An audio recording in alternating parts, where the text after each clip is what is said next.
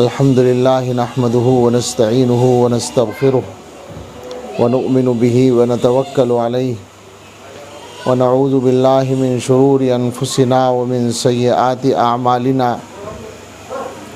من يهده الله فلا مضل له ومن يضلله فلا هادي له ونشهد أن لا إله إلا الله وحده لا شريك له ونشهد أن سيدنا ونبينا ومولانا محمدا عبده ورسوله صلى الله تعالى عليه وعلى آله وأصحابه وبارك وسلم تسليما كثيرا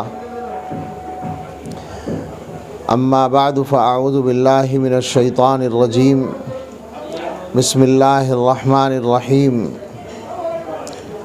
ومن آياته أن خلق لكم من أنفسكم أزواجا لتسكنوا إليها وجعل بينكم مودة ورحمة إن في ذلك لآيات لقوم يتفكرون صدق الله العظيم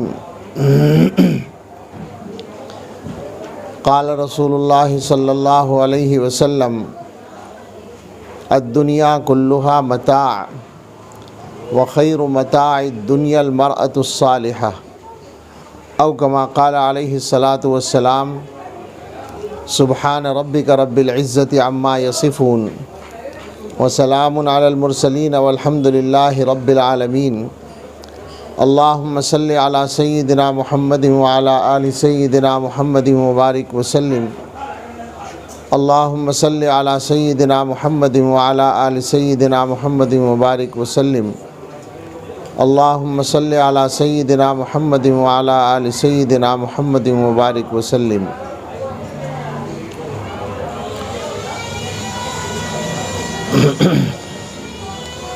اللہ تعالیٰ کا ہم ایمان والوں پر مسلمانوں پر یہ کرم ہے کہ انہوں نے ہمیں اپنی زندگی بہتر بنانے اور اپنی زندگی سے برائیوں کو اور خرابیوں کو دور کرنے کے لیے بہت آسان راستے بتا رکھے ہیں، اور اس کے لیے قرآن کریم میں اللہ تعالیٰ نے اور رسول اکرم صلی اللہ تعالیٰ علیہ وسلم نے احادیث میں جو ہدایات دی ہیں ان میں یہ بات بہت بنیادی ہے کہ آپس میں ایک دوسرے کو نصیحت کرتے رہو، اچھی بات بتاتے رہو، یاد دہانی کراتے رہو۔ قرآن کریم کی جو آیت ہے اس موضوع پر وہ بہت چھوٹی سی آیت ہے، وَذَكِّرْ فَإِنَّ الذِّكْرَىٰ تَنفَعُ الْمُؤْمِنِينَ، اور اس کے الفاظ کا اگر ترجمہ دیکھیں تو ترجمہ یہ ہوگا کہ یاد دہانی کرتے رہیے، یاد دلاتے رہیے، کیونکہ یاد دلانا ایمان والوں کو نفع دیتا ہے۔ اس کو ہم نصیحت اور تذکیر کہتے ہیں۔ اللہ تعالیٰ نے بتایا کہ ایمان والوں کے لیے نصیحت کرنا مفید ہوتا ہے۔ تو یہ واقعہ ہے کہ جب ہمارے سامنے کوئی بات نصیحت کی قسم سے آتی ہے تو کیسے بھی ہوں ہم، لیکن ہمارے دلوں پر اس کا کچھ نہ کچھ اثر ہوتا ہے، اور اگر اللہ کی توفیق ساتھ دے تو زندگی میں تبدیلی بھی آتی ہے۔ تو ہم سب اس وقت اسی نیت سے بیٹھیں۔ ہماری اس وقت زیادہ تر مخاطب تو خواتین ہیں، ان سے خصوصاً یہ گزارش ہے کہ اس گفتگو کو محض ایک تقریر سمجھ کے اور ثواب کے لیے سننے کا کام نہ کریں، بلکہ یہ سمجھیں کہ اپنی زندگی کو بدلنے کے بارے میں کچھ باتیں کہی جائیں گی۔ زندگی بدلنے کی بات ہم کیوں کرتے ہیں؟ یہ آسان ہے سمجھنا بالکل۔ وہ یہ کہ ہم لوگ جس طرح کی زندگی گزار رہے ہیں وہ زندگی مزیدار نہیں ہے، آسان نہیں ہے، خوشگوار نہیں ہے، سکون والی نہیں ہے۔ عام طور پر ہیں کچھ لوگ ایسے جن کے گھروں کا ماحول ایسا ہے کہ ان کی زندگی کو خوشگوار کہا جا سکتا ہے، لیکن اکثریت کا حال یہ نہیں ہے۔ اکثر لوگوں کا حال یہ ہے کہ وہ اپنی زندگی کے معاملات میں الجھنوں کا شکار ہیں، خصوصاً گھریلو معاملات میں۔ अच्छे से अच्छे लोग। और आम तौर पर यही मालूम है, तकदीरी बात इसको हम समझते हैं कि भाई किसी को घर वाले अच्छे मिल जाएं ये उसकी अच्छी तकदीर है, यानी शौहर को बीवी अच्छी मिल जाए या बीवी को शौहर अच्छा मिल जाए, ये गोया उसकी तकदीर है। और बाकी तो बड़े से बड़े और अच्छे से अच्छे आदमी आजमाइशों में मुब्तला हो जाते हैं। तो ये बात अपनी जगह ठीक है कि सारे काम अल्लाह ताला की तकदीर से भी होते हैं, लेकिन एक बात समझ लें कि ज़िंदगी का जो सफ़र हम कर रहे हैं, ये सफ़र ऐसा नहीं है बिल्कुल कि हमारा कोई इख्तियार ही इसमें बाकी ना हो। मैं रात एक जगह मिसाल दे रहा था, पता नहीं कैसे जहन में आई, कि दुनिया में जो सफ़र करने के ज़राए हैं आम तौर पर उसमें हवाई जहाज़ और ट्रेन और हमारी ज़ाती गाड़ी, ये 3 चीज़ें हैं ज़्यादातर। हवाई जहाज़ ऐसी सवारी है कि जब आप उसमें बैठ गए और उसने अपना सफ़र शुरू कर दिया तो अब वो आपके इख्तियार में बिल्कुल नहीं रहा, बल्कि किसी के भी इख्तियार में नहीं है। उसका एक ही स्टेशन मुतय्यन है, वो वहाँ जाकर उतरेगा। आप हिंदुस्तान से बैठे जद्दा जाने के लिए, रास्ते में आपका जी चाहा कि चलो कराची पड़ेगा, रास्ते में थोड़ी देर यहाँ रुकते चलें, या दुबई पड़ेगा रास्ते में कुछ देर यहाँ देख लें, तो ये आपकी ख्वाहिश पूरी नहीं हो सकती। वो सीधा जद्दा जाकर उतरेगा। बिल्कुल गोया हमारे इख्तियार से बाहर की सवारी है।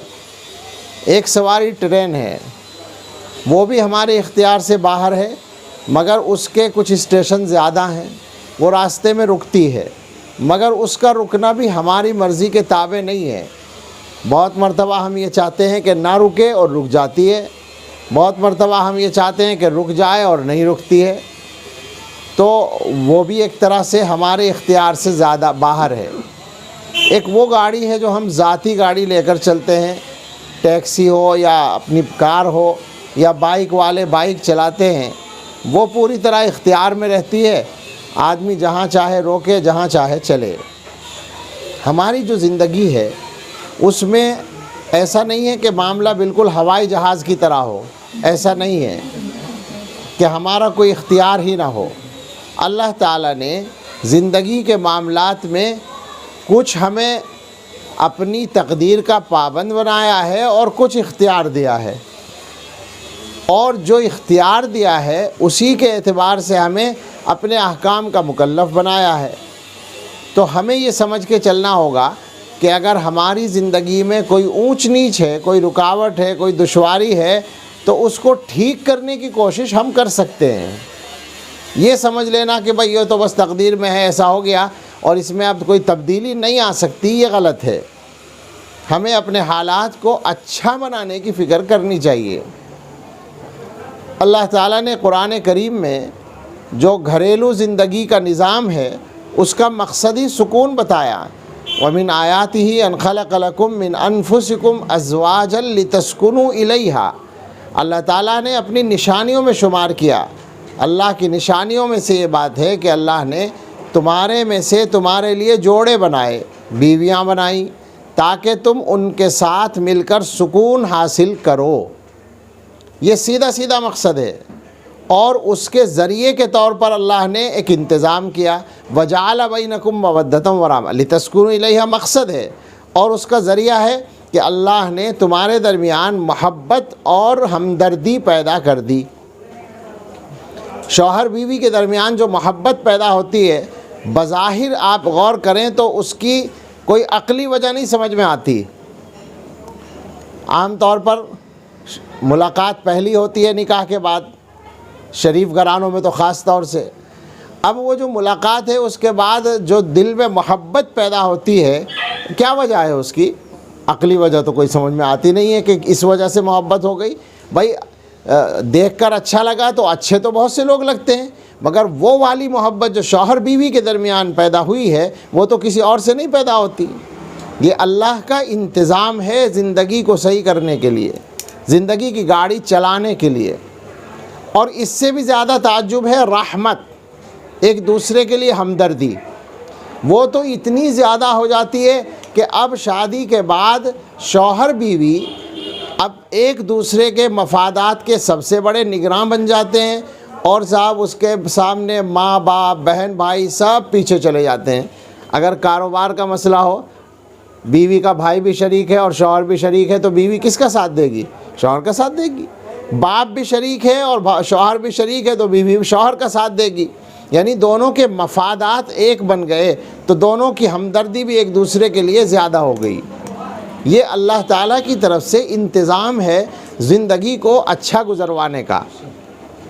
اب اس سے ہمیں سمجھ لینا چاہیے کہ اگر ہماری زندگی میں سکون نہیں ہے تو اس کا مطلب ہے کہ کہیں نہ کہیں ہم سے بھی کچھ غلطی ہو رہی ہے، اس کو ٹھیک کرنے کی ضرورت ہے۔ اس بارے میں ہم تو کچھ زیادہ نہیں جانتے، لیکن ہمارے حضرت کو اللہ تعالیٰ نے بڑی بصیرت عطا فرمائی ہے، اور انہوں نے اپنے وسیع مطالعے اور تجربے اور گویا اللہ تعالیٰ کی دی ہوئی صلاحیتوں کی روشنی میں ان مضامین کو بہت اچھے انداز سے بیان کیا ہے۔ میری ہمت بھی آج زیادہ بیان کی نہیں ہے، لیکن میں سوچتا ہوں کہ حضرت کی چند چیزیں ضرور سنا دوں جو نمبر وار حضرت نے بیان کی ہیں، اور اس کا خلاصہ یہ کہ زندگی کے معاملات میں جو بگاڑ آتا ہے، جو گڑبڑ آتی ہے، اس میں شوہر اور بیوی دونوں کی طرف سے کچھ غلطیاں ہوتی ہیں۔ ہم لوگ ذرا ان کو سنیں تو سمجھ میں آئے گا کہ بات صحیح ہے۔ میرا خیال ہے کہ ہم سب سے پہلے شوہر کے سلسلے میں بات کریں تاکہ ہم پر یہ الزام نہ ہو کہ بھئی عورتوں ہی کو کہا جا رہا ہے، اور مرد بھی یہاں موجود ہیں ماشاءاللہ بہت سے، اور بات بھی پہنچ جائے گی۔ تو حضرت نے فرمایا کہ شوہر زندگی کے معاملات میں جو غلطیاں کرتے ہیں موٹے طور پر وہ 10 غلطیاں ہیں۔ اگر یہ غلطیاں شوہر نہ کرے تو معاملات بہت اچھے رہیں۔ نمبر 1، پہلی بات تو یہ ہے کہ شوہر اپنی بیوی کو پورا تحفظ دے۔ حضرت فرماتے ہیں کہ تحفظ، اس کو کیا لکھا ہے انگلش میں، پروٹیکشن، یہ عورت کی سب سے پہلی ڈیمانڈ ہے، سب سے پہلا مطالبہ ہے، اسے تحفظ چاہیے۔ ساری دنیا جانتی ہے کہ عورت کا سب سے بڑا محافظ شوہر ہوتا ہے، اس کی جان کا بھی، اس کے مال کا بھی، اس کی عزت کا بھی۔ یہی وجہ ہے کہ شادی کرنے کے بعد لڑکی کے ماں باپ اپنی بیٹی کے بارے میں بالکل بے فکر ہو جاتے ہیں۔ اب کوئی ذمہ داری اپنے اوپر نہیں سمجھتے، ساری ذمہ داری شوہر کی ہے، بھئی ہم نے اس کے حوالے کر دیا، اب وہ جانے، چونکہ ذمہ داری واقعتاً شرعاً عقلاً قانوناً شوہر کی ہے۔ چنانچہ شوہر کے لیے ضروری ہے کہ وہ اپنی بیوی کو تحفظ دے۔ غلطی کہاں ہوتی ہے؟ غلطی یہ ہوتی ہے کہ شوہر بعض مرتبہ اپنی بیوی کو تحفظ دینے میں ناکام رہتا ہے، وہ اس کے ساتھ ایسا برتاؤ نہیں کرتا جس سے اس کو تحفظ محسوس ہو۔ تو یہ ضرورت ہے کہ آدمی اس کو سمجھے کہ عورت کے دل سے وہ ڈر نکال دے کہ بھئی اب تم میری ہو لہٰذا میں تمہارا محافظ ہوں، یہ اس کو یقین دلا دے اپنے طرز عمل سے۔ اس میں بہت سے شوہر ناکام ہوتے ہیں، اس کی وجہ سے عورتیں پریشان ہوتی ہیں اور گھر کے حالات خراب ہوتے ہیں۔ دوسرا مسئلہ ہے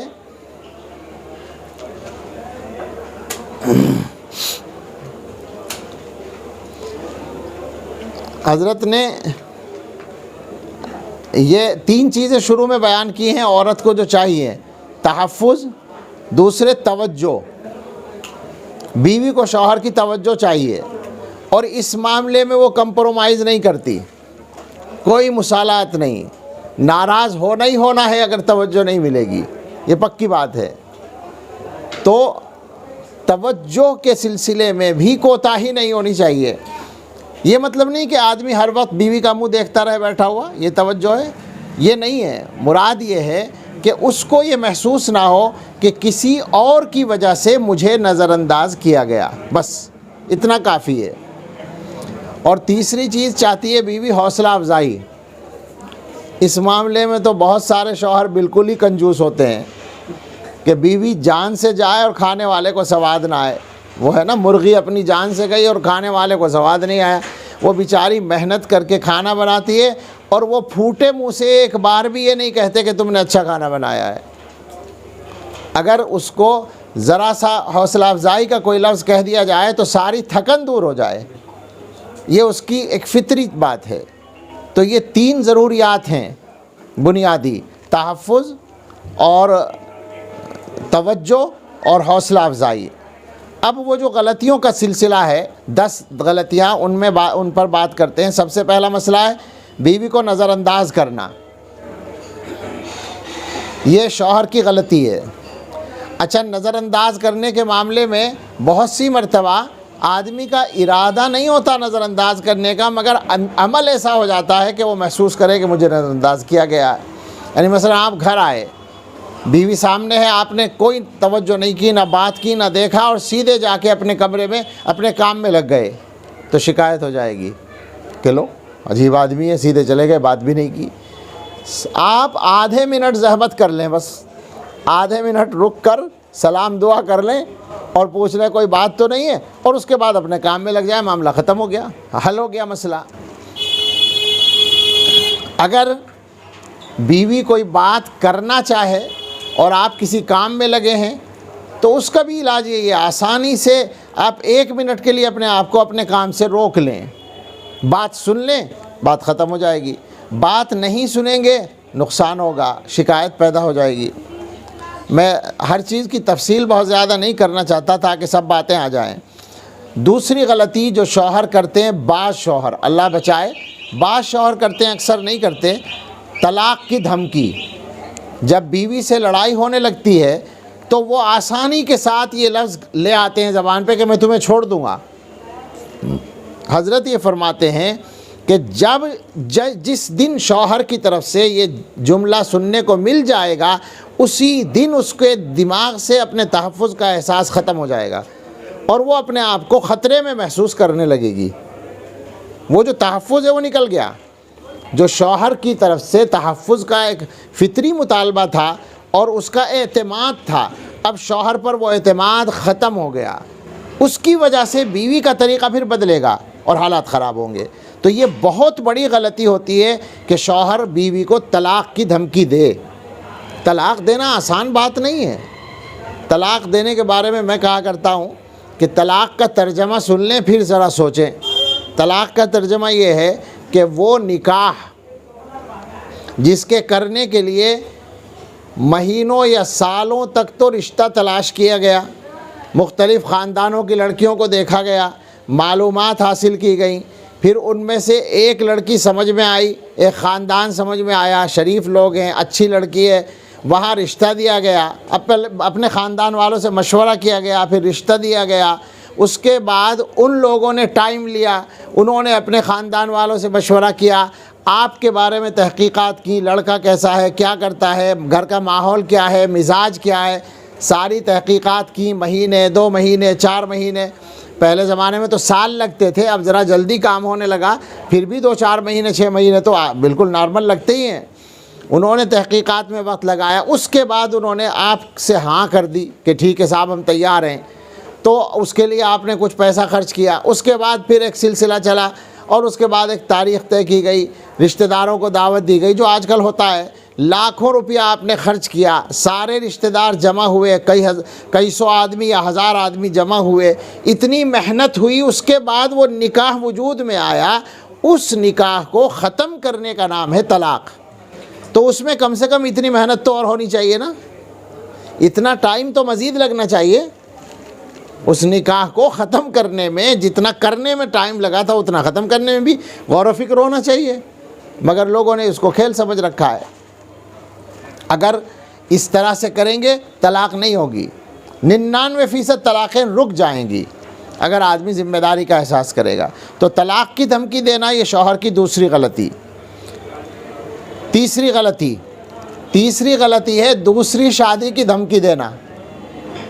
یہ بھی کچھ لوگ کرتے ہیں، بعض لوگ مذاق میں کرنا شروع کرتے ہیں، مگر عورت اس مذاق کو سیریس لیتی ہے۔ یہ مذاق نہیں ہوتا، اس کے نزدیک مذاق نہیں ہوتا، آپ سمجھ رہے ہیں کہ ہم مذاق کر رہے ہیں، تو اس کی وجہ سے بھی اس کا تحفظ کا احساس ختم ہو جاتا ہے۔ ہمارے حضرت فرمایا کرتے ہیں کہ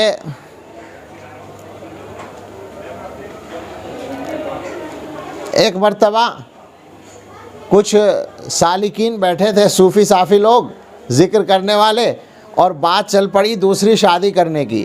تو وہ بات کرنے لگے کہ بھائی دوسری شادی کرنا تو رسول اللہ صلی اللہ تعالیٰ علیہ وسلم کی سنت ہے، تو ہمیں بھی اس سنت پہ عمل کرنا چاہیے۔ اتفاق سے حضرت پہنچ گئے سنتے ہوئے، وہ حضرت ہی کے یہاں کہیں بیٹھے تھے ایک طرف، حضرت وہاں پہنچ گئے سنتے ہوئے۔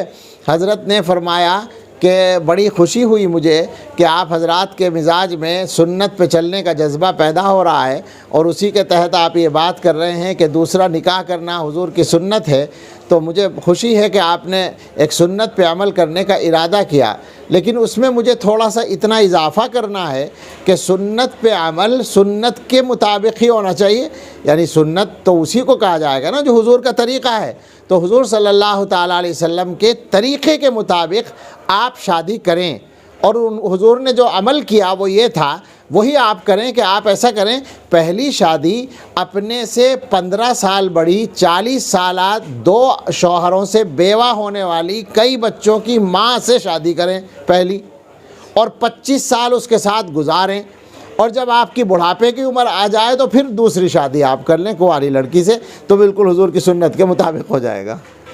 حضرت فرماتے ہیں کہ سب کے دماغ سے کیڑا نکل گیا، سب کی سمجھ میں بات آ گئی کہ یہ ہماری غلطی تھی۔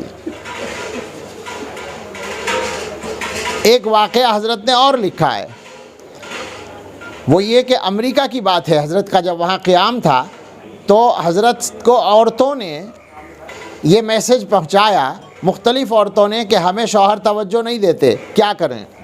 تو حضرت نے شوہروں کو بلا کر ان کی کلاس لی، ان سے پوچھا کیا بات ہے؟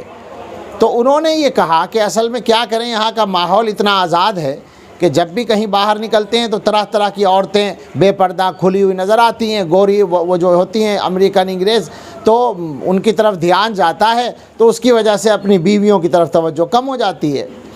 تو حضرت نے ان کو یہ فرمایا کہ دیکھو علاج کرو، علاج یہ ہے کہ ذہن میں یہ بات بٹھا لو کہ ہمیں دوسری شادی نہیں کرنی ہے، بس اور کچھ نہیں کرنا، اور کوئی نصیحت نہیں کی۔ یہ فرمایا کہ ذہن سے نکال دو کہ دوسری شادی کرنی ہے، یہ نکال دو۔ فرماتے ہیں 1 ہفتہ ہی گزرا تھا، یہ لکھا ہے میرے سامنے، 1 ہفتہ ہی گزرا تھا، وہ لوگ آ کے کہنے لگے کہ حضرت عجیب بات ہے، جس دن سے دماغ سے نکالا ہے اس دن سے اپنی بیویاں اچھی لگنے لگی۔ بھائی جب یہ بات سمجھ میں آ گئی کہ یہ جو باہر نظر آ رہی ہیں یہ ہماری نہیں ہو سکتی، تو جو ہماری ہے بس اسی سے کام چلانا ہے، تو وہ تو پھر اچھی لگے گی، اور کیا ہوگا۔ دوسری شادی جو ہے اس کی دھمکی دینا یہ گھر کو خراب کرتا ہے۔ چوتھی غلطی جو شوہر کرتے ہیں وہ ہے بیوی کو بے عزت کرنا، اور بے عزت کرنے کا مطلب آپ کی ڈانٹ نہیں ہے، ڈانٹ تو بیوی سن لیتی ہے شوہر کی، مگر کسی کے سامنے نہیں ہونی چاہیے، کسی کے سامنے ہے تو بے عزتی ہے اس کا۔ یہ اس معاملے میں ہر عورت حساس ہوتی ہے، آپ چاہے اس کے میکے والوں کے سامنے ڈانٹیں، چاہے اپنے گھر والوں کے سامنے، بس اگر یہ غلطی آپ کر رہے ہیں تو اس کا مطلب یہ کہ اس کی آپ نے بے عزتی کر دی، اس کو وہ برداشت نہیں کرتی، یہ مزاج ہے اس کا، بھئی اس کی رعایت کر لو۔ اگر آپ کو غصہ ہی کرنے کو جی چاہ رہا ہے تو تنہائی میں کر لو، آسان ہے مسئلہ، تنہائی میں وہ بات نہیں پیدا ہوگی، لیکن کسی کے سامنے آپ اگر کہیں گے تو غصہ آئے گا۔ اگرچہ غصہ کرنا تنہائی میں بھی کوئی ثواب کا کام نہیں ہے، میں تو مجبوری کی بات کہہ رہا ہوں، ورنہ تو نرمی ہی کرنی ہے۔ تو بے عزتی کرنا یہ شوہر کی چوتھی غلطی۔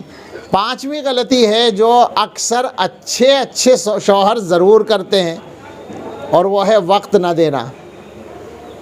یہ تو زیادہ ہی بڑھیا لوگ کرتے ہیں، بزی ہوتے ہیں، نیک لوگ ہوتے ہیں، امام صاحب ہوتے ہیں،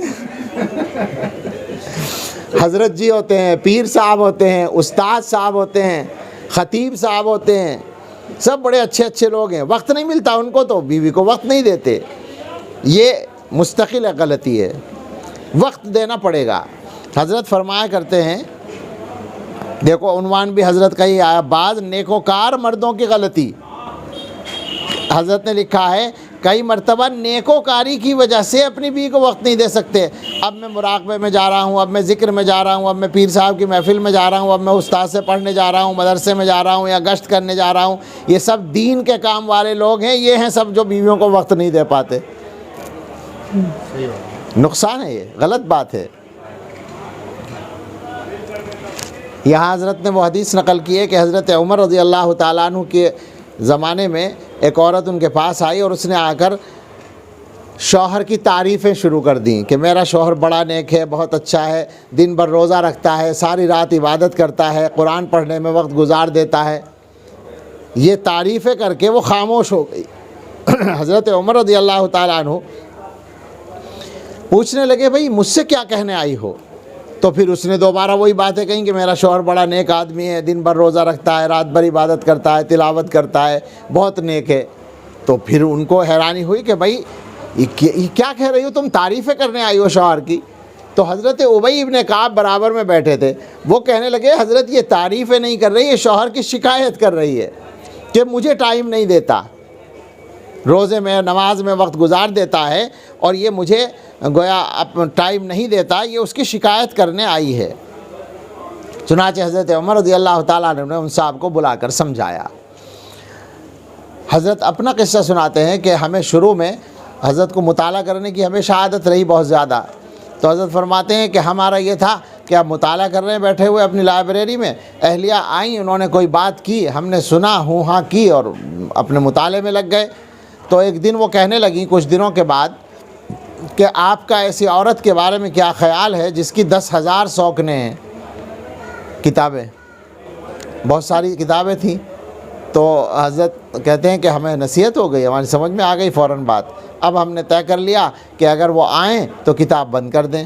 اب کتاب بند کرنے کے بعد لمبی بات نہیں ہوگی، وہ 2-4 منٹ بات کریں گی، اٹھ کے چلی جائیں گی، اس لیے کہ مقصد تو حاصل ہو گیا، توجہ مل گئی، بات ختم ہو گئی، وہ چلی گئی، اب آپ اپنا کام شروع کر دیں. تو ٹائم دینا یہ ایک فطری ضرورت ہے. نمبر 6 حضرت فرما رہے ہیں کہ چھٹی بات یہ ہے کہ بہت سے شوہر بیویوں کے لیے پابندی اور اپنے لیے آزادی کے قائل ہوتے ہیں. بیوی تو کسی غیر مرد کی طرف آنکھ اٹھا کر دیکھ لے تو اس کے کردار پہ شک ہو جائے گا، اور خود عورتوں سے ملتے پھر رہے ہیں، باتیں کر رہے ہیں، بے پردہ عورتوں کو دیکھتے پھر رہے ہیں، بد نظری کر رہے ہیں، آپ کے اوپر کوئی فرق نہیں پڑتا. عجیب و غریب بات ہے. بھئی جب بیوی کے لیے پابندی ہے تو شوہر کے لیے بھی تو پابندی ہے شریعت کی. شریعت کے مطابق خود بھی زندگی گزارو اور بیوی کو بھی گزرواؤ. نمبر 7ویں غلطی شوہروں کی ہے نکتہ چینی کی عادت. ہر بات میں نکتہ چینی کرنا یہ غلط ہے. وہ بھی انسان ہے، اس سے غلطیاں ہو سکتی ہیں، کبھی نظر انداز کرو اور کبھی سمجھاؤ، اور سمجھانا ہو نکتہ چینی نہ ہو. سمجھانا الگ بات ہے، آپ کہیں کہ بھئی اس کام کو اس طرح کر لیتی تو بہت اچھا ہوتا، اور ایک یہ ہے کہ لو تم نے اس طرح کر دیا. یہ باز پرس کا جو انداز ہے یہ زیادہ برداشت نہیں ہوتا، ایک آدھ مرتبہ چل جاتا ہے، لیکن مسلسل نکتہ چینی کی جن کی عادت ہوتی ہے وہ یہ سمجھتے ہیں بے وقوف کہ ہم تو صحیح بات کہہ رہے ہیں، حالانکہ ان کی بات میں 2 غلطیاں ہیں. ایک تو ہمیشہ ان کی بات صحیح ہونا بھی ضروری نہیں ہے، اور اگر صحیح بات ہو تو کہنے کا طریقہ غلط ہے، لہٰذا دونوں طرح غلطی ہو رہی ہے. 8ویں غلطی حضرت لکھ رہے ہیں تیسرے آدمی کی خاطر بیوی سے جھگڑا. یعنی معاملہ ہے بیوی کا اور کسی اور کا، تو آپ کو انصاف کی بات تو کرنا ضروری ہے، مگر اس میں یہ صورت نہ بنے کہ آپ کسی کے لیے بیوی سے لڑ رہے ہیں. وہ کہے گی کہ غیر کی وجہ سے مجھ سے لڑائی کر لی.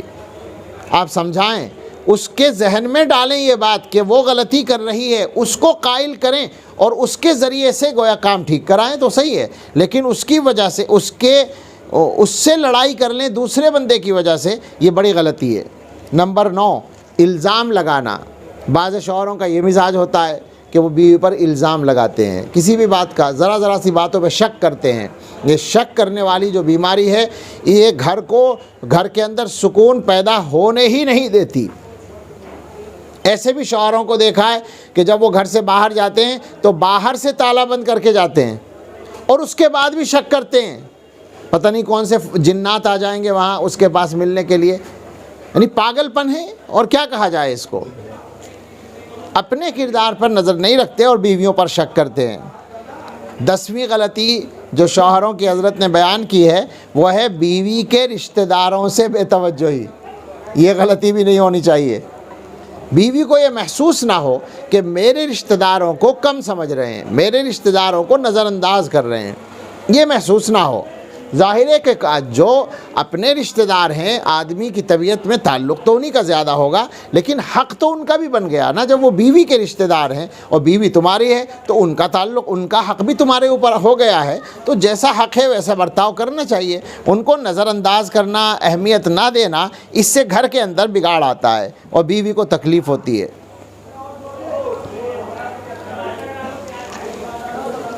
اب 10 چیزیں حضرت نے لکھی ہیں، ان کی تو صرف فہرست سنا دوں مردوں ہی کے لیے کیا کرنا چاہیے. یہ تو 10 غلطیاں تھیں اور اب 10 کرنے کے کام ہیں. نمبر 1، ہمیشہ مسکراتے ہوئے گھر میں آئیں، یعنی باہر کا غم اندر لے کر نہ آئیں.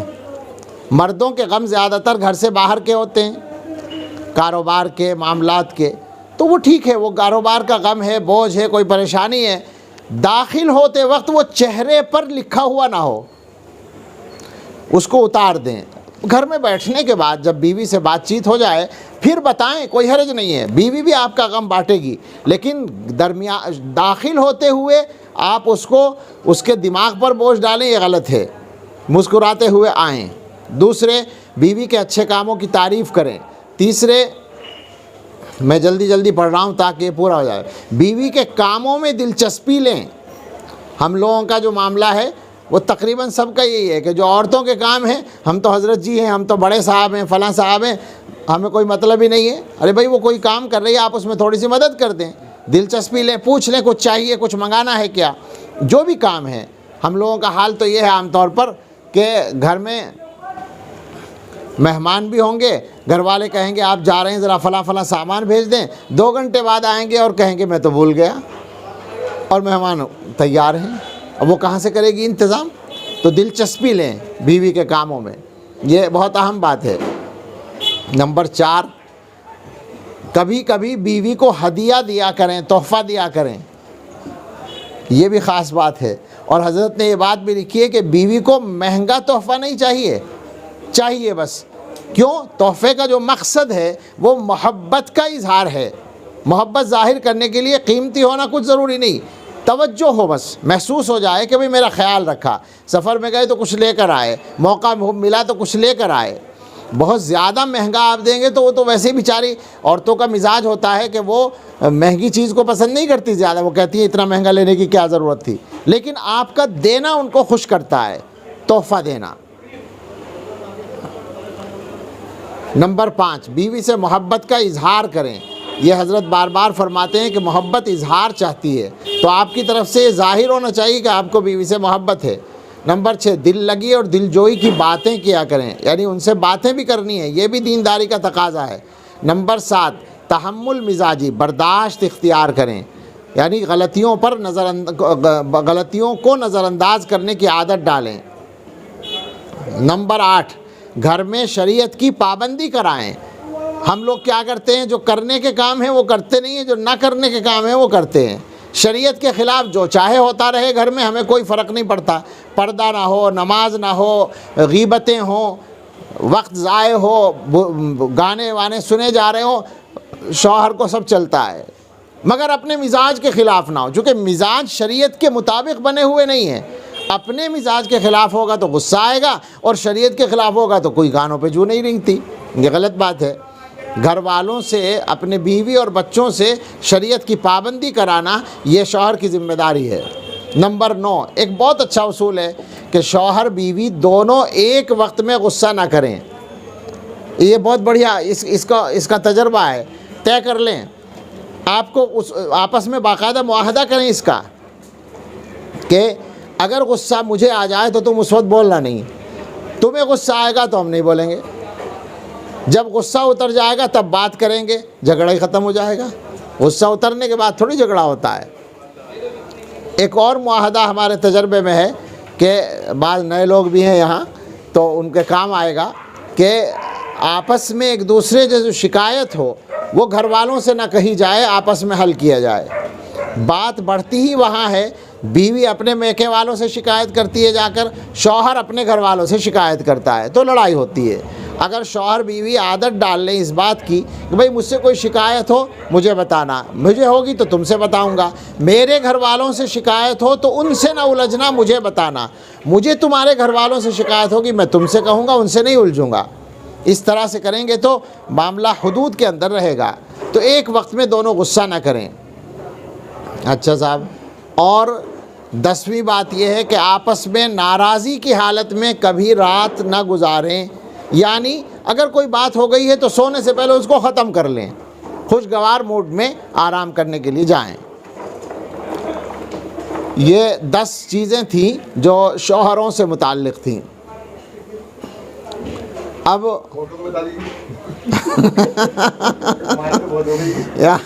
حافظ عمران صاحب جو ہے پریشان ہو گئے کہ ہم نے خواتین کو بلایا تھا بیان سننے کے لیے، ساری نصیحت ہمارے حصے میں آ گئی اور ان کا نمبر آیا نہیں ابھی تک۔ آ رہا ہے ان کا نمبر، بالکل آ رہا ہے، ظاہر ہے کہ بات تو دونوں کی کرنی ہے نا۔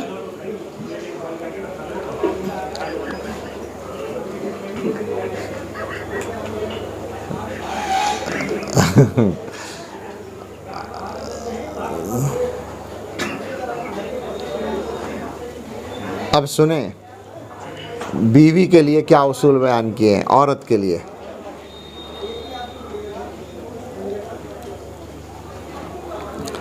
حضرت فرماتے ہیں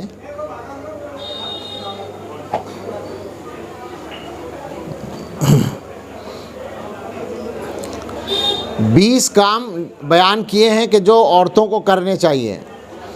نمبر 1، خاوند کا اعتماد حاصل کریں، اپنا ایسا طریقہ رکھیں کہ شوہر کی نظروں سے نہ گریں۔ رنجش جو ہے وہ اسی طرح ہوتی ہے کہ آپس میں ایک دوسرے کے سے کچھ باتیں چھپاتے ہیں، عورتیں خاص طور سے شوہر سے کچھ باتوں کو چھپاتی ہیں، اعتماد ختم ہو جاتا ہے۔ بہت سارے گھروں میں یہی مسئلہ ہوتا ہے کہ شوہر کے سے کچھ چیزیں چھپائی جاتی ہیں تو شوہر کو بیوی پر اعتماد نہیں رہتا، بگاڑ پیدا ہو جاتا ہے۔ تو شوہر کو اعتماد میں رکھیں۔ دوسری بات، نمبر 2، شوہر کو محبت سے تسخیر کریں۔ عام طور سے یہ غلطی عورتوں سے ہوتی ہے کہ اگر شوہر غلطی کر رہا ہے تو وہ اس کے مقابلے میں مخالف فریق بن کر سامنے آتی ہیں، لڑائی کرتی ہیں، جھگڑا کرتی ہیں، غصہ کرتی ہیں۔ یہ غلط ہے۔ عورت کے پاس تو بہت شاندار ہتھیار ہے، محبت کا اظہار کرے وہ بڑے میاں خود رام ہو جائیں گے۔ شوہر جو ہے اس کو گویا راضی کرنا عورت کے لیے نہایت آسان کام ہے، اور محبت اس کا سب سے بہترین ہتھیار ہے۔ نمبر 3، خواتین ذرا توجہ سے سنیں، لگائی بجھائی اور سنی سنائی باتوں سے پرہیز کریں۔ 2 باتیں ایک ساتھ ہیں، ایک تو یہ کہ لگائی بجھائی نہ کریں، اس کا مطلب یہ ہے کسی کی بات آپ کے علم میں آئی اس کو دوسرے تک نہ پہنچائیں کہ اور پھر اس کی بات اس تک پہنچائیں، دونوں میں بگاڑ پیدا ہو، لڑائی پیدا ہو۔ اس میں کئی گناہ ایک ساتھ ہوتے ہیں، غیبت کا گناہ ہوتا ہے، اختلاف پیدا کرانے کا گناہ ہوتا ہے، جھگڑا کرانا ہو جاتا ہے، کسی کا گھر برباد ہو جاتا ہے۔ لگائی بجھائی کرنے کی جن عورتوں کی عادت ہے وہ ڈریں اس بات سے کہ اللہ کے یہاں کا عذاب جھیلنا مشکل ہو جائے گا۔ اسی طرح سے سنی سنائی باتوں سے کا یقین کرنے سے پرہیز کریں، یعنی عام طور سے عورتوں کی عادت ہوتی ہے جو سن لیا اس پہ یقین ہو جاتا ہے۔ اب ظاہر ہے کہ کسی کو ساری بات کا پتہ نہیں ہوتا، وہ غلطی سے آدھی بات سن کر آپ کو بتاتا ہے کہ فلاں بات اس طرح ہوئی ہے، آپ نے اس سے سنا اور جو اصل آدمی ہے اس سے پوچھا بھی نہیں اور یقین کر کے معاملے کو گڑبڑ کر دیا۔ تو سنی سنائی باتوں کا یقین کرنے سے بچنے کی کوشش کریں، اور گویا نفرت کا مزاج اور نگیٹو سوچ جس کو کہتے ہیں اس سے بچنے کی کوشش کریں۔ عام طور پر یہی ہوتا ہے جب اعتماد کم ہو جاتا ہے تو ایک دوسرے کی بات کو غلط سمجھنا شروع کر دیتے ہیں، اس سے مصیبت کھڑی ہوتی ہے۔ نمبر 4، بچوں کی تربیت کا خیال رکھیں۔ یہ موضوع ایسا ہے کہ اکیلے اسی موضوع پر مستقل بات ہونی چاہیے۔ عام طور سے بچوں کی تربیت جو ہے، اصل تو یہ ہے کہ دونوں کا کردار ہے، باپ اور ماں دونوں کا، مگر کئی کام ایسے ہیں جو عورتوں کی غلطی سے بگڑ جاتے ہیں۔ ان میں ایک موٹی سی غلطی یہ ہوتی ہے کہ مائیں اپنے بچوں کی غلطیاں باپ سے چھپاتی ہیں، اس ڈر سے کہ باپ پٹائی کریں گے۔ بس یہ غلطی چھپانا بچے کے لیے بگاڑ کا سبب بن جاتا ہے۔ بچہ کچھ بھی کر رہا ہے، آپ شوہر کے علم میں لائیں، اس کو بتائیں کہ بچے نے آج ایسا کیا ہے، اچھی بات بھی بتائیں تاکہ حوصلہ افزائی ہو، بری بات بھی بتائیں تاکہ نصیحت ہو۔ یہ عورتیں غلط کرتی ہیں کہ بچوں کی غلطیوں کو چھپاتی ہیں۔ شوہر کے مشورے سے بچوں کے سارے کاموں کو نگرانی کے ساتھ کرنا چاہیے۔ اور خاص طور سے ایک بات جو میں بار بار کہتا پھرتا ہوں کہ اپنے بچوں کو گھر سے نکلنے کا عادی نہ بنائیں۔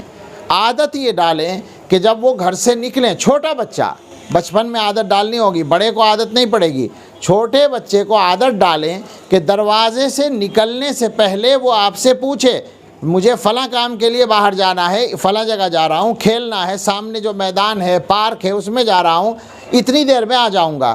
اس کو اس کا پابند کیا جائے کہ وہ جانے کا مقصد بھی بتائے اور آنے کا ٹائم بھی بتائے۔ اگر وہ آدھے گھنٹے کے لیے کہہ کر گیا اور 1 گھنٹے بعد آیا تو آپ پوچھیں اس سے کہ تم اتنی دیر سے کیوں آئے ہو، تمہارا کام تو آدھے گھنٹے کا تھا۔ تو بچوں کی تربیت کے بارے میں بہت زیادہ چوکس رہنے کی ضرورت ہے۔ ہمارے زمانے میں یہ ہو رہا ہے کہ جوان بچے گھروں سے غائب ہو جاتے ہیں، رات کو 2 گھنٹے، 3 گھنٹے، 4 گھنٹے گھر سے غائب رہتے ہیں۔ میں تو جگہ جگہ لوگوں سے پوچھتا ہوں، مسجدوں میں بیان ہو رہے ہیں، مسجد میں باپ بیٹھا ہوا بیان سن رہا ہے، میں پوچھتا ہوں کہ آپ نمازی ہیں، آپ دیندار ہیں، آپ یہاں عبادت کرنے آئے ہیں، بیان سن رہے ہیں، آپ مجھے بتا سکتے ہیں آپ کا جوان بیٹا اس وقت کہاں ہے اور کیا کر رہا ہے؟ بہت سارے لوگ کہتے ہیں کہ نہیں، ہمیں نہیں پتہ۔ یہ غفلت عام ہو رہی ہے مسلمانوں میں اور اس کا بگاڑ بہت زیادہ ہے۔ نمبر 5، عورتوں کو چاہیے کہ شوہر کے رشتہ داروں سے اچھا سلوک رکھیں۔ خالی شوہر ہی کے لیے نہیں تھا، وہ ہمارے گھروں میں بہت مرتبہ معاملات کی خرابی کا یہ بھی سبب ہوتا ہے کہ بیوی جو ہے وہ بعض عورتیں اپنے میکے والوں کو ترجیح دیتی ہیں۔ یہ غلط ہے۔ شوہر کے گھر میں ہو تو شوہر کے جو رشتہ دار ہیں اب وہ تمہارے رشتہ دار بن گئے، اب ان کے ساتھ ویسا ہی معاملہ کرو جیسا کرنا چاہیے۔ اپنے رشتہ داروں کو بھی نہیں چھوڑنا ہے، لیکن اب اپنے اور غیر کا معاملہ ہی نہیں رہا، اب دونوں طرف کے رشتہ دار مشترک ہو گئے۔ سمجھنے کی بات یہ ہے، دونوں طرف کے رشتہ دار دونوں کے رشتہ دار بن گئے تو ان کے درمیان فرق نہ کریں۔ نمبر 6، رشتہ داروں کے یہاں صلہ رحمی کی نیت سے جائیں۔ یہ عجیب بات کہی ہے حضرت نے، یہ جو عورتوں کا آنا جانا ہوتا ہے رشتہ داروں کے یہاں، عام طور سے نیت اس میں اچھی نہیں ہوتی۔ مثلا شادی میں جانا ہے تو اس لیے جانا ہے کہ بھئی انہوں نے دعوت دی ہے، اگر نہیں جائیں گے تو برا مانیں گے۔ کسی کو بیماری میں دیکھنے جانا ہے تو بھی اسی نیت سے جا رہے ہیں کہ اگر ہم نہیں جائیں گے تو برا مانیں گے، ہمارے ہاں نہیں آئیں گے، شادی میں نہیں آئیں گے، ناراض ہو جائیں گے۔ حضرت فرما رہے ہیں کہ نہیں، رشتہ داروں کے ہاں جائیں تو نیت کریں رشتہ جوڑنے کی۔ ہم صلہ رحمی کے لیے جا رہے ہیں، اللہ کا حکم ہے رشتے کو جوڑنے کا، ہم اس لیے جا رہے ہیں ملنے کے لیے، اور پردے کے ساتھ جائیں۔ نمبر 7، بیوی کو چاہیے کہ شوہر کو پریشانی کے وقت تسلی دے۔ یہ کام کچھ عورتیں کرتی ہیں، مگر ایک بڑی تعداد عورتوں کی ایسی ہے جو شوہر کو اس کے حال پہ چھوڑ دیتی ہیں، وہ بیچارہ پریشان ہے کاروبار میں یا کسی معاملے میں، اور آپ اوپر سے اس کو مزید پریشان کر دیتی ہیں، تو ظاہر ہے کہ اس کے ذہن پر اس کا برا اثر پڑتا ہے۔ ہونا تو یہ چاہیے کہ بیوی اور شوہر کے لیے بیوی ایک مددگار ثابت ہو، اور یہ واقعہ ہے کہ بیوی کی طرف سے حوصلہ افزائی ملے تو بڑے بڑے معاملات میں آسانی ہو جاتی ہے۔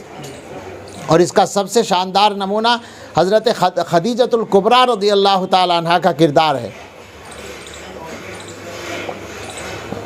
جب رسول اللہ صلی اللہ تعالیٰ علیہ وسلم کو پہلی وحی آئی اور آپ اس کی کیفیت میں گھبراہٹ کی حالت میں گھر پر پہنچے تو آپ نے حضرت خدیجہ رضی اللہ تعالیٰ عنہ کو جا کر سنایا کہ میرے ساتھ ایسا ایسا ہوا ہے، تو حضرت خدیجہ نے ایسی تسلی دی کہ وہ تاریخی چیز بن گئی۔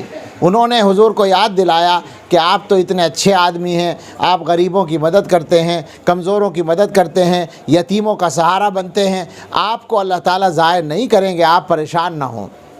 جیسے کوئی گویا بڑا آدمی تسلی دے، اس انداز سے حضرت خدیجہ رضی اللہ تعالیٰ عنہ نے حضور کو تسلی دی، اور اس کے بعد حضرت ورقہ ابن نوفل کے پاس حضور کو وہ لے کر گئیں۔ انہوں نے بتایا کہ یہ تو اللہ کا فرشتہ آپ کے پاس آیا ہے اور آپ پیغمبر ہیں۔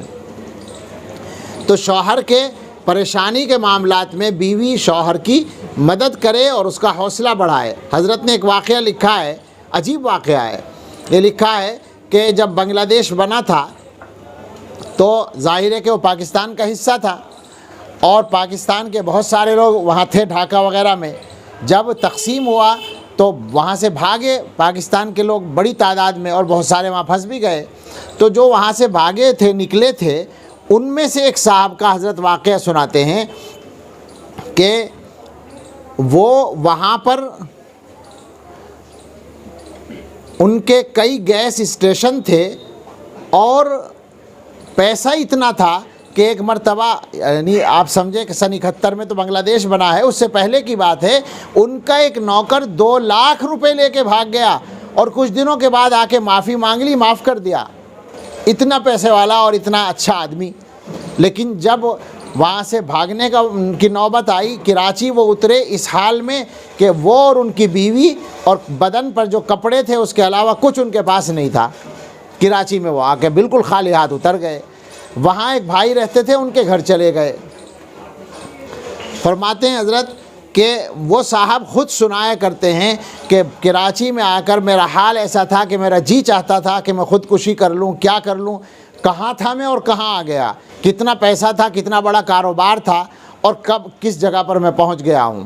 لیکن بیوی نے سہارا دیا، بیوی نے ایک عجیب کام کیا، ان کا حوصلہ بڑھانا شروع کیا، اور اس کے لیے بھی سلیقہ یہ اختیار کیا کہ جب سب لوگ کھانا کھانے بیٹھتے تھے بھائی کے گھر میں، تو ان کی بیوی کہتی تھی کہ بھائی بات یہ ہے کہ میں تو بہت گھبرا گئی تھی ان حالات سے، مگر یہ جو تمہارے بھائی ہیں ان کو بڑی ہمت اللہ نے دی ہے، اور یہ بہت حوصلے سے ان حالات کا مقابلہ کر رہے ہیں۔ سب کے سامنے ان کی عزت بڑھانے کے لیے اس طرح کی باتیں کرتی تھیں۔ اور اس کے بعد جب بار بار اس طرح کی بات بیوی کی طرف سے آئی تو حوصلہ ان میں پیدا ہوا، وہ جو ٹوٹ گئے تھے حالات سے، اس میں ذرا طاقت آئی دل میں۔ تو وہ کہتے ہیں کہ میں نے ایک ٹرک خریدا قرض لے کر، اور اس کو چلانا شروع کر دیا۔ وہ لائن تھی ان کی، تو انہوں نے اس کو چلانا شروع کیا۔ اب وہ فرماتے ہیں کہ 5 سال گزرے ہیں، میری کمپنی میں سینکڑوں ٹرک موجود ہیں، اللہ نے اتنا دیا ہے۔ تو بیوی کی حوصلہ افزائی سے بھی آدمی کا حال بدل جاتا ہے۔ نمبر 8، شوہر کو صدقہ خیرات کی ترغیب دیتی رہیں۔ یہ کام تو عام طور سے عورتیں نہیں کرتی، وہ تو اپنے خرچوں کے لیے پیسے مانگتی ہیں، لیکن شوہر کو اچھے کاموں کے لیے، غریبوں کی مدد کے لیے ترغیب دینا، یہ بہت بڑا عمل ہے اور اس کے بڑے فائدے ہیں۔ نمبر 9، کھانے کو ذکر و فکر کے ساتھ پکائیں۔ سبحان اللہ۔ حضرت فرماتے ہیں کہ جب کھانا پکائیں تو اللہ کو یاد کرتی رہیں، اس میں کھانے میں برکت آئے گی، نور آئے گا۔ نمبر 10، کام کو وقت پر سمیٹنے کی عادت ڈالیں۔ یہ نوجوان لڑکیوں میں زیادہ ہوتا ہے، نئی شادی شدہ عورتوں لڑکیوں میں کہ کام سمیٹنے کا مزاج نہیں ہوتا، بڑی عمر والوں کو تو عادت ہو جاتی ہے، لیکن اس کی وجہ سے گھر میں حالات خراب ہوتے ہیں۔ اگر کام وقت پر کرنے کی عادت ہوگی تو اس کی وجہ سے شوہر بھی خوش رہے گا اور سسرال کا ماحول بھی اچھا رہے گا۔ نمبر 11، گھر کو صاف ستھرا رکھیں۔ یہ بھی حضرت نے باقاعدہ ایک ہدایت دی ہے کہ گھر کو صاف رکھنے کی عادت ڈالیں۔ نمبر 12، صاف رکھنے کی عادت تو عام طور سے عورتوں کو ہوتی ہے، اس پر زیادہ ہمیں محنت کرنے کی ضرورت نہیں۔ نمبر 12، یہ بہت شاندار بات ہے، فون پر مختصر بات کرنے کی عادت ڈالیں۔ یہاں پانی مرتا ہے۔ ہماری خواتین آج کل کے زمانے میں چند عورتیں تو ضرور ایسی ہوتی ہیں جن سے لمبی لمبی بات ہوگی، اپنی خالہ ہوں گی، اپنی بہن ہوگی، اپنی اور کوئی اس طرح کی سہیلی ہوگی، 2-3 عورتیں ایسی ہوں گی کہ جب ان کا فون آ جائے گا تو پون گھنٹہ لگ گیا یا آدھا گھنٹہ لگ گیا یا 1 گھنٹہ لگ گیا، کچھ پتہ نہیں چلے گا۔ اور اس زمانے میں تو ٹائم کے حساب سے کال کا ریٹ رہا ہی نہیں، تو بالکل ہی آسانی ہو گئی۔ یہ تو اس زمانے میں بھی تھا جب کال ریٹ ٹائم کے حساب سے لگتا تھا، اس زمانے میں بھی بل کا پتہ بعد میں چلتا تھا۔ تو فون پر بات مختصر کرنے کی عادت ڈالیں۔ ظاہر ہے کہ ضروری بات مختصر ہی ہوتی ہے، ضروری بات عام طور سے لمبی نہیں ہوتی، لمبی جو ہے وہ غیر ضروری باتیں ہوتی ہیں۔ کھانا کیا بنایا ہے، فلاں نے کھا لیا ہے نہیں کھایا، تو وہ کون کیا کر رہی ہے، کہاں بیٹھی ہے، اس نے کپڑے کیسے پہن رکھے ہیں، واہیات باتیں ہیں۔ یہ باتیں اگر معلوم ہو جاتی ہیں تو دین دنیا کا کون سا فائدہ ہوتا ہے، اور نہ معلوم ہو تو دین دنیا کا کون سا نقصان ہوتا ہے۔ مگر انہی باتوں میں بات لمبی ہو جاتی ہے۔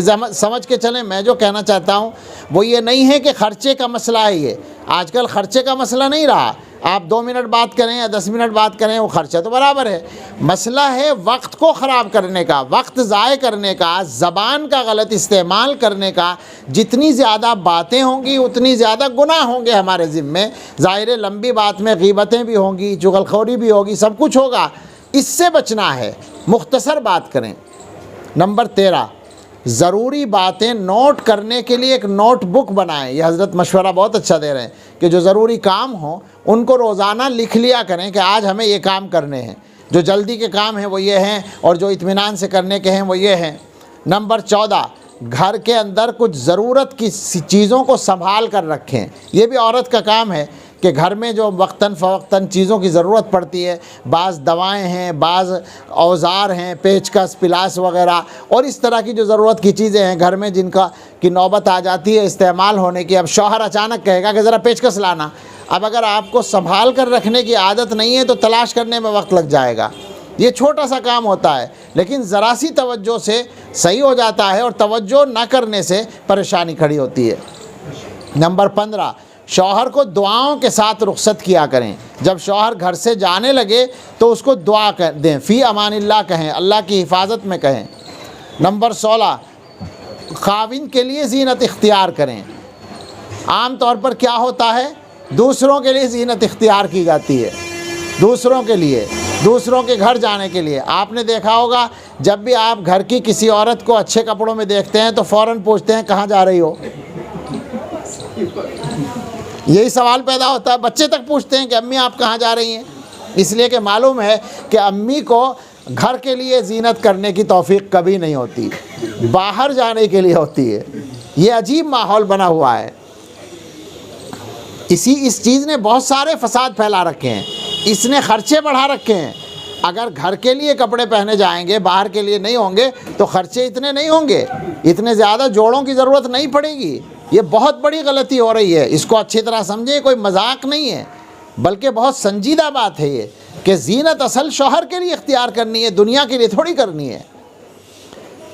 نمبر 17، خاوند کے جو ضروری کام ہیں ان کا پورا کرنے میں دیر نہ کریں، خاوند کی ضرورت پوری کریں۔ نمبر 18، گھر کے اندر ایک جگہ مصلی کے لیے خاص کر دیں، یعنی نماز کی جگہ بنا کر رکھیں تاکہ نماز پڑھنا آسان ہو۔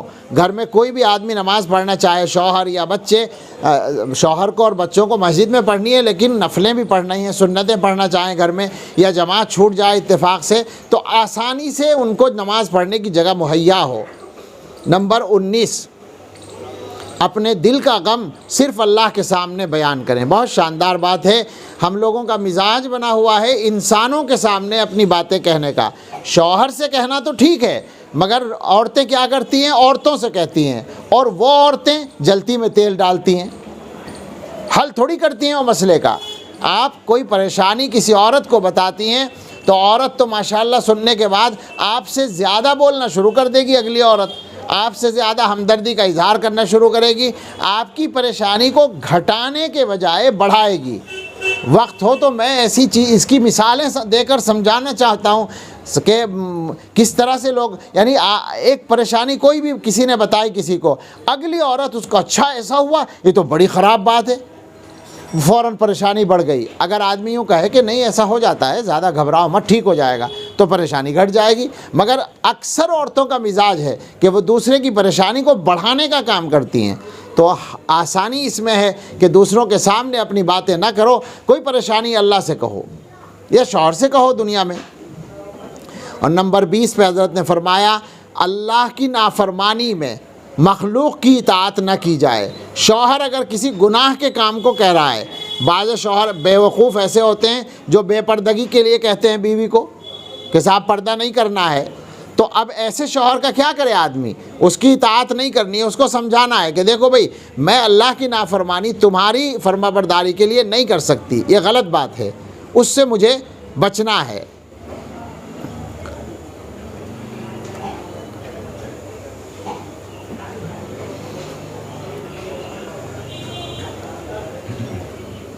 یہ 20 باتیں ہو گئیں جو مستورات کے کرنے کی ہیں، اور تقریباً اتنی ہی باتیں ادھر بھی ہو گئیں۔ انصاف پورا ہو گیا، معاملہ برابر ہو گیا۔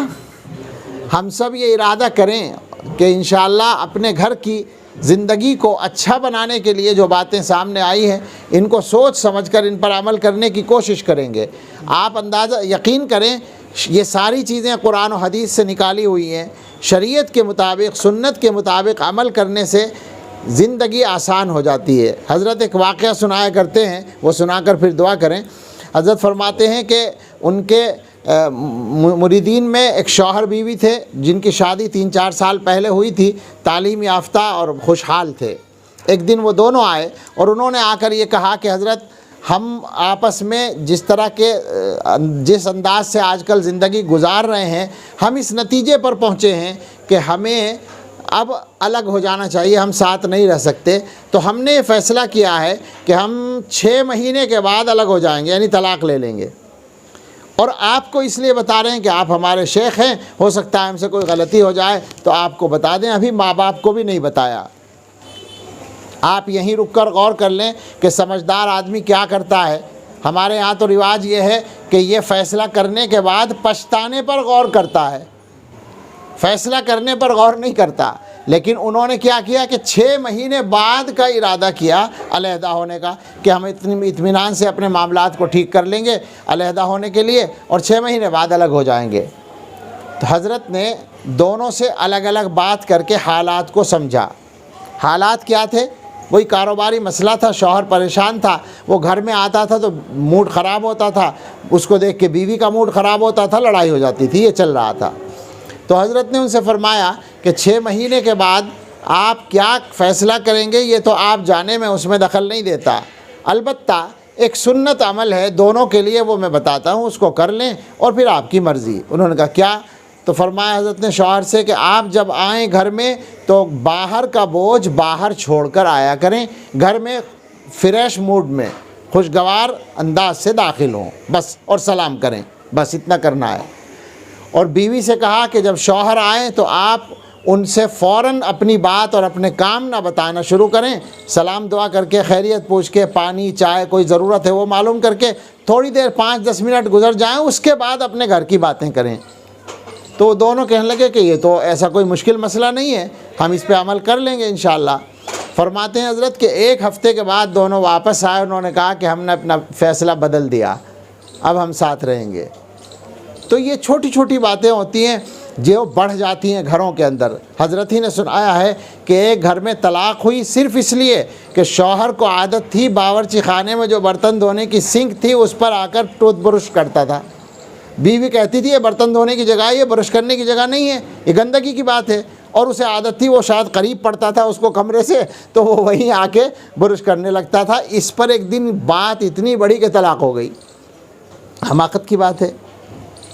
تو ہم لوگ اپنی زندگی کو بہتر بنانے کے لیے اپنے حصے کا کام کرنے کی فکر کریں اور پھر اللہ تعالیٰ سے مانگیں مدد، تو انشاءاللہ زندگی خوشگوار ہوگی، آسان ہوگی۔ اللہ تعالیٰ ہم سب کو شریعت و سنت کے مطابق زندگی گزارنے کی توفیق عطا فرمائے۔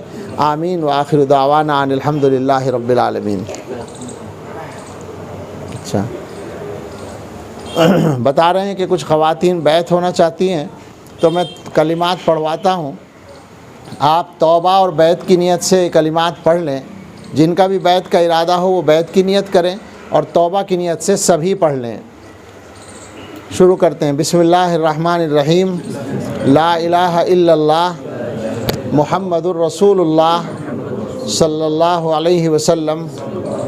آمنت باللہ وملائکتہ وکتبہ ورسلہ والیوم الآخر والقدر خیرہ وشرہ من اللہ تعالی والبعث بعد الموت۔ آمنت باللہ کما ہوا باسمائہ وصفاتہ وقبلت جمیع احکامہ۔ اقرار باللسان و تصدیق بالقلب اشہد ان لا الہ الا اللہ و اشہد ان محمدا عبدہ و رسولہ استغفر اللہ ربی من کل ذنب و اتوب الیہ۔ یہ کلمات جن لوگوں نے توبہ کی نیت بیعت کی نیت سے پڑھے ہیں وہ بیعت ہو گئی ہیں، چند معمولات ہیں ان کو شروع کر دیں، انشاءاللہ زندگی میں اس کے اثرات آنے شروع ہو جائیں گے اور سکون بھی حاصل ہوگا، نورانیت بھی آئے گی۔ 5 کام ہیں۔ استغفار کی تسبیح صبح شام پڑھا کریں، استغفر اللہ ربی من کل ذنب و اتوب الیہ 100 مرتبہ صبح 100 مرتبہ شام۔ درود شریف کی تسبیح بھی اسی طرح سے صبح شام، یعنی 100 مرتبہ درود صبح کو پڑھیں، 100 مرتبہ شام کو پڑھیں۔ تیسری چیز قرآن کریم کی تلاوت روزانہ کریں جتنی ہو سکے، پڑھنے کی یہ 3 چیزیں۔ چوتھا کام یہ ہے کہ ہر وقت اللہ کو یاد رکھنے کی عادت ڈالیں، اپنے سب کام کرتے رہیں، ہاتھوں سے کام ہو اور دل میں اللہ کی یاد ہو، ذہن میں ہو بس کہ اللہ مجھے دیکھ رہا ہے۔ اور 5واں کام ہے کہ تھوڑی دیر بیٹھ کر کسی بھی نماز کے بعد یا ہر نماز کے بعد 10 منٹ کے لیے بیٹھ جایا کریں، یا جب فرصت ہو اس وقت بیٹھ جائیں، باوضو قبلہ رخ، اور آنکھ بند کر کے سوچیں کہ میرے دل میں اللہ کی رحمت آ رہی ہے اور میرا دل اللہ اللہ کہہ رہا ہے۔ کچھ دیر بیٹھے بیٹھے 15 منٹ 10 منٹ آدھا گھنٹہ جیسی ہمت ہو یہی سوچیں کہ دل اللہ اللہ کہہ رہا ہے، یعنی دل سے اللہ اللہ کہیں، تو انشاءاللہ زندگی میں اس کے اثرات آنے شروع ہو جائیں گے۔ اللہ تعالی ہم سب کو شریعت و سنت کے مطابق زندگی گزارنے کی توفیق عطا فرمائے، آمین۔ اچھا میرا خیال تو اذان دعا ہو جائے گی 2-3 منٹ میں پوری، جی 2 منٹ ہے تو 2 منٹ ہے، 2 منٹ۔ مستورات کو دیر ہوگی میرا خیال، مختصر دعا کر لیتے ہیں۔ ہاں دعا کر لیں۔ الحمدللہ رب العالمین والصلاة والسلام علی سیدنا و مولانا محمد وآلہ واصحابہ اجمعین۔ یا رب لک الحمد کما ینبغی لجلال وجہک وعظیم سلطانک۔ ربنا آتنا فی الدنیا حسنۃ وفی الآخرۃ حسنۃ وقنا عذاب النار۔ ربنا لا تزغ قلوبنا بعد اذ ہدیتنا وہب لنا من لدنک رحمۃ انک انت الوہاب۔ ربنا هب لنا من ازواجنا وذریاتنا قرۃ اعین واجعلنا للمتقین اماما۔ اے اللہ ہم سب کے گناہ معاف فرما دیجئے، اے اللہ گناہوں سے بچنا ہمارے لیے آسان فرما دیجئے، اے اللہ ہمیں زبان کے گناہوں سے، آنکھوں کے گناہوں سے، کانوں کے گناہوں سے، ہاتھوں پیروں کے گناہوں سے اور ہر عضو کے گناہوں سے بچا لیجئے اللہ، اور بچنا آسان کر دیجئے۔ اللہ ہم سب کو تقوی کی زندگی عطا فرما دیجئے اللہ۔ اے اللہ ہمارے کاموں میں آسانی دے دیجئے، اے اللہ ہمارے گھروں میں سب کی زندگی خوشگوار بنا دیجئے۔ جن گھروں میں شوہر بیوی کے درمیان نا اتفاقی ہے اللہ اس کو خوشگواری میں اور خوبی میں اور محبت میں اور حسن معاملہ میں تبدیل فرما دیجئے اللہ۔ اے اللہ سب کو گھروں میں اچھی زندگی عطا فرما دیجئے۔ اے اللہ ہم میں، ہمارے گھر والوں میں، رشتہ داروں میں جو بیمار ہیں سب کو شفائے کامل دے دیجئے، جو مقروض ہیں ان کے قرضے ادا کرا دیجئے، جو بے گھر ہیں انہیں آرام دہ گھر دے دیجئے، جو بے روزگار ہیں یا روزگار کی تنگی میں مبتلا ہیں اللہ ان کو بابرکت خوشگوار حلال روزگار عطا فرما دیجئے، جو بے اولاد ہیں اللہ ان کو اچھی اولاد دے دیجئے، جنہیں بیٹوں کی تمنا ہے انہیں اچھے بیٹے عطا فرما دیجئے، جن کی بچیوں کی یا بچوں کی شادیاں نہیں ہوئی اللہ ان کے لیے خیر کی شادیاں آسان فرما دیجئے، جو بیٹیاں اپنے گھروں میں بے سکون ہیں اللہ ان کو سکون کی زندگی عطا فرما دیجئے۔ اے اللہ ہم سب کو ایک دوسرے کے حق ادا کرنے کی توفیق عطا فرما دیجئے۔ اے اللہ ہمارے کاموں میں آسانی دے دیجئے، اے اللہ ہمارے دلوں کو سکون دے دیجئے، اے اللہ ہمیں شریعت و سنت کے مطابق زندگی گزارنے کی توفیق عطا فرما دیجئے۔ اے اللہ ہم سب کی اور ہمارے اہل و عیال کی، متعلقین کی، آل اولاد کی اور تمام اہل ایمان کی عزت و آبرو کی، جان و مال کی، گھر بار، آل اولاد، کاروبار کی حفاظت فرمائیے، اور سب سے بڑھ کر ہم سب کے ایمان و عمل کی حفاظت فرمائیے۔ اے اللہ اچھے حال کے بعد برے حال سے ہماری حفاظت فرمائیے، نعمتیں ملنے کے بعد زوال نعمت سے ہماری حفاظت فرمائیے۔ اے اللہ ہم سب کے لیے، ہمارے گھر والوں کے لیے اور پوری امت کے لیے ہر آنے والے وقت کو گزرے وقت سے بہتر بنا دیجئے، اور سب سے بہتر ہم سب کے آخری وقت کو بنا دیجئے، اور اذان کی برکت سے اے اللہ ہم سب کی یہ دعائیں قبول فرما لیجئے۔ حافظ عمران صاحب اور ان کے اہل خانہ کو بھی ہماری طرف سے بہترین جزائے خیر عطا فرمائیے، اور ان کے کاموں میں آسانی اور برکت فرما دیجئے۔ ربنا تقبل منا انک انت السمیع العلیم وتب علینا انک انت التواب الرحیم، وصلی اللہ علی النبی الکریم وآلہ واصحابہ اجمعین برحمتک۔ مفتی قاسم بجنوری کے یوٹیوب چینل کو سبسکرائب کریں اور بیل آئیکن کو دبائیں تاکہ ویڈیو کی نوٹیفیکیشن آپ کو سب سے پہلے مل سکے۔